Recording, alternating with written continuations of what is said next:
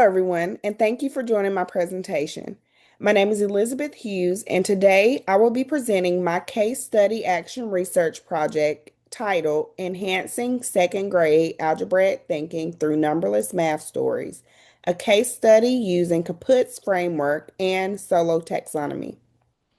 This study focuses on how numberless math stories can support second grade students in developing algebraic thinking through equitable instructions and instructional practices, mathematical discourse, and conceptual understanding.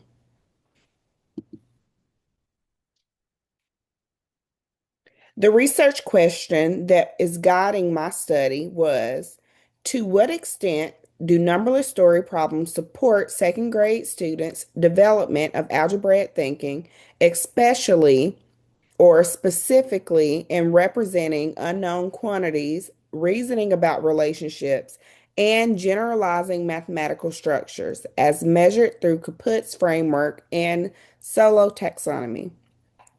The purpose of this study was to examine how numberless math stories impact second grade students' algebraic thinking and support equitable instructional practices. The participants included three second grade students with varying levels of mathematical understanding.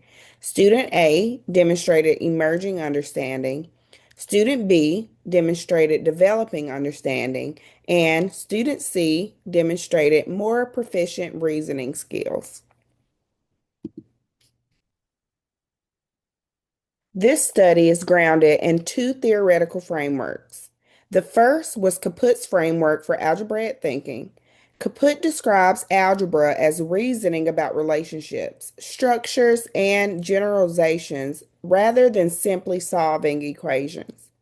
The four areas highlighted in this study included generalized arithmetic, quantitative reasoning, functional thinking, and early algebra.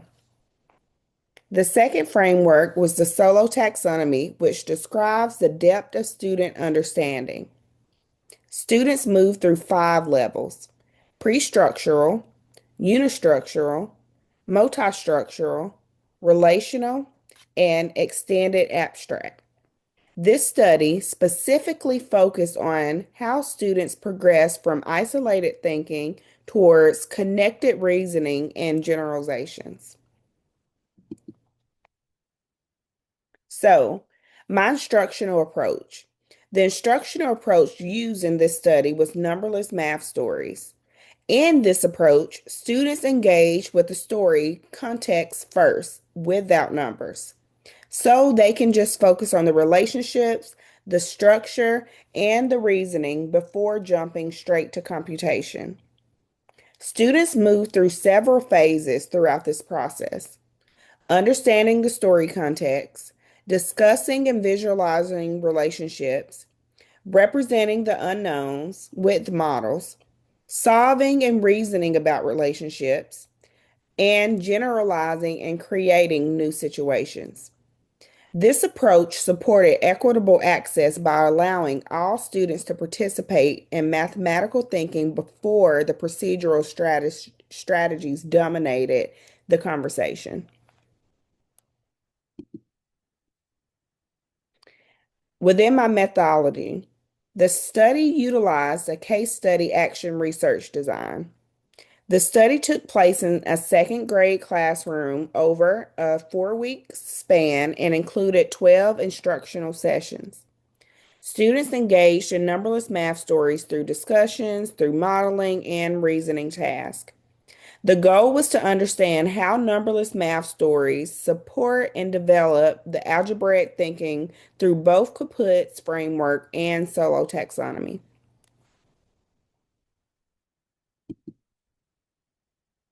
Multiple sources of data were collected throughout the study to capture students' thinking and their growth.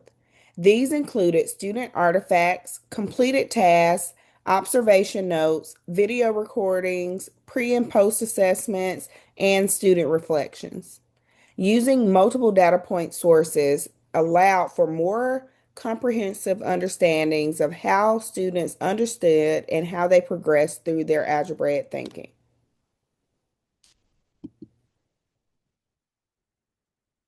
Data was analyzed using both qualitative and quantitative methods.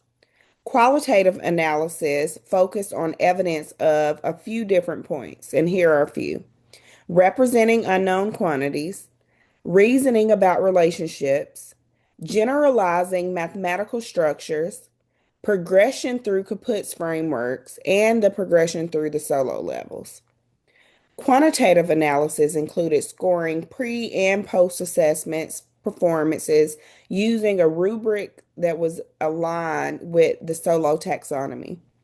Triangulation across these data sources, they strengthened the credibility and the trustworthiness of the analysis and the findings.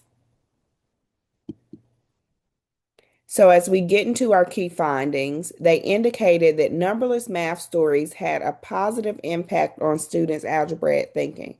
Students demonstrated an improved representation of the unknown quantities, stronger relational reasoning, growth in generalizing mathematical structures, and an overall progression in their thinking from beginning to end.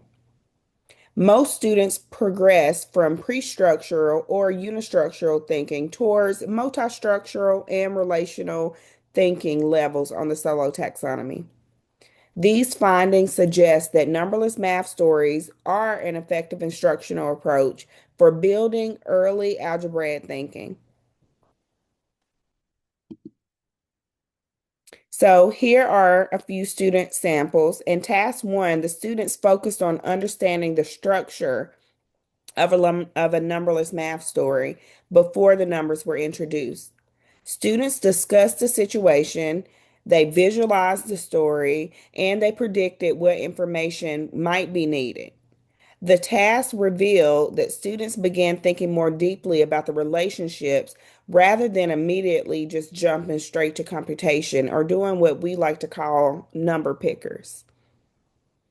Instead, students, student A initially focused on isolated details, but gradually began connecting the story structure to possible equations and to possible representations.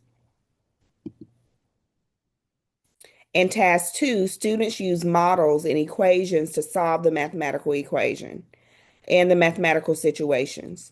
Students connected the story context to equations. They used drawings, they used manipulatives and diagrams to represent the unknown quantities.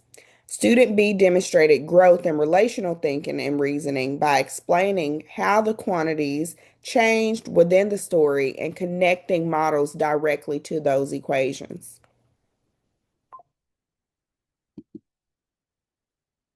And this slide highlights how students transition from concrete to abstract reasoning or thinking.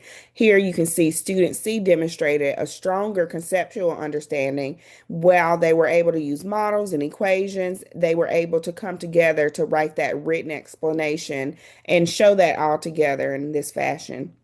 Students increasingly justified their reasoning and they used multiple strategies as they were solving for the unknown quantities. This progression reflects movement towards relational and extended abstractional thinking. Mathematical discourse, it played a major part throughout the role of this study. So turn and talk prompts were encouraged throughout, and through that, students were asked to do things like explain their thinking, predict relationships, retell the story, and discuss changes within the quantities. These prompts supported deeper mathematical conversations and helped students to connect ideas prior to jumping to just simply solving the problems. So Kaput's guided both the instructional design and the analysis of student thinking. Students demonstrated a generalized arithmetic understanding of the unknown quantities, also a quantitative reasoning through the relationships, functional thinking through changes in the quantities, and early algebra through symbolic representation and generalization. Students move from concrete reasoning about situations toward more abstract algebraic thinking. The solo taxonomy helped me measure the depth of the student understanding. So students progress from pre-structural thinking to relational and extended abstract thinking.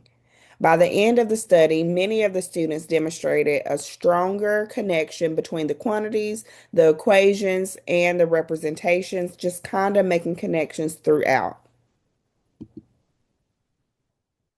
So, as I'm considering some implications for my practice, this study had several implications. And so, some things were that we want teachers to consider is that they should begin with meaning and context and encourage mathematical discourse. There's power there. Use models and use representations, and also provide opportunities for students to make generalizations. These practices support equitable instruction and they help students develop a stronger algebraic reasoning skills that will hold on as they move throughout their years in mathematics. So, in conclusion, numberless math stories positively impacted second grade students' algebraic thinking. Students demonstrated growth in representing unknown quantities, reasoning about relationships, generalizing mathematical structures, and in the future, research could explore a few different ideas. We could look at larger student populations, we could look at additional grade levels, and also consider long-term impacts on algebraic reasoning. Overall, this study reinforced the importance of conceptual understanding of mathematical discourse and of equitable instructional practices in early mathematics education. In conclusion, here are the references used throughout my study and my presentation. And thank you so much for listening. And I welcome any questions, any thoughts, and look forward to contributing and collaborating with you soon. Have a great night.